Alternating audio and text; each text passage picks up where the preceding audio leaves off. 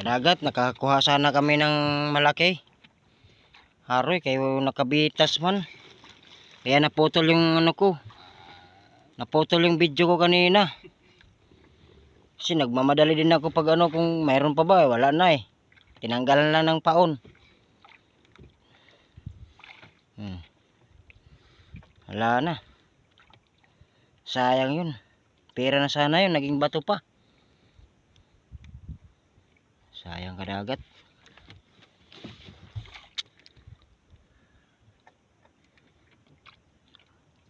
Baras na Jo. Bila naman siya.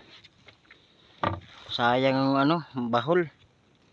Siguro ano yun, malaki sigurong isda yun. Binagki. Hindi na ano, hindi na napuruhan sa ano, kawil. Nang tawag sa amin kawil, sa Tagalog ay ano ba yan? Sa English daw hook. Hook to hook. Hook hook. Dagat. Sayang talaga. Hindi nahuli. Nagpagkakataon. Ang dami siya kadagat oh. Ang daming ano, maliliit na isda. Ayan. Di ba? Ang dami oh. Sa dagat. Ang dami siya, parang dilis. Ayun kadagat, mayroon na. Yun, pak. Kumbate. Ganun lang kadagat yung ano dito.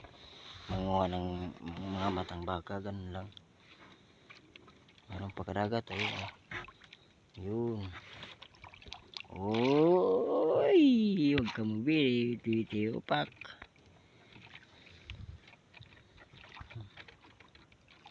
Mayroon pa kadagat. Yun.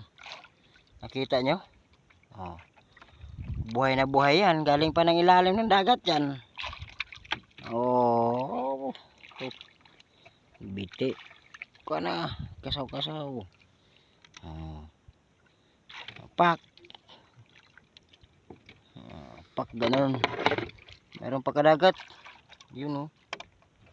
Palakihin ko ha. Para makita nyo. Sana ba yun? Ayun. Yun.